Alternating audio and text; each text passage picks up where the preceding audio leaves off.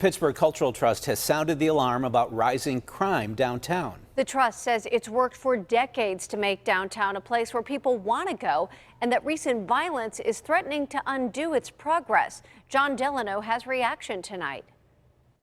The 4th of July shooting in Katz Plaza, where teens brought their neighborhood disputes into downtown Pittsburgh, triggered this 3-page letter from Kevin McMahon, CEO of the Pittsburgh Cultural Trust, to Mayor Peduto about the growing crime problem in downtown Pittsburgh.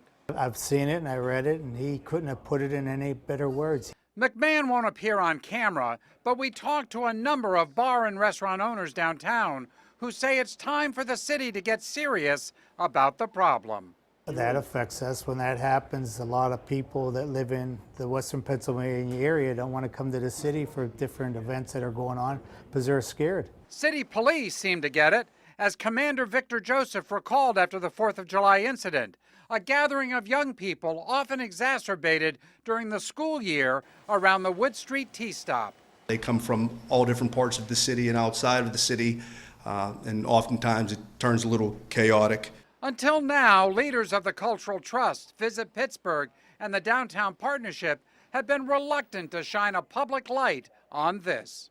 What really brought home the downtown crime issue to the Pittsburgh Cultural Trust was when bullets from that 4th of July incident struck the door of the Benedum Center.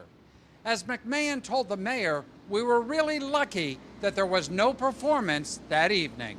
While the shootings are sporadic if dangerous, a constant issue is the growing presence of panhandlers, some of whom are hustling diners eating at the outdoor tables, says Len Semplis, who owns Redbeard's. People are sitting there, a nice family or a couple, and they're sitting there eating, and all of a sudden they're coming up and begging for money. Right at the tables? Right at the tables. Public Safety Director Wendell Hisrich says the city is on top of the problem. We monitor the cultural district on a daily basis. We have a substation down there, we have police officers down there. Now, Hisrich says the problem does increase during the summer months, but that violent crime is actually down. People I've talked to would like to see more cops walking in the streets of the cultural district between 5 p.m. and 11 p.m. And they'd like to see the city remove the panhandlers, whom they say are not homeless, but just small-time hustlers. Hisrich says he's open to meeting with anyone about the problem. And with the Three Rivers Regatta coming up, everyone hopes the city can get a better handle on this situation.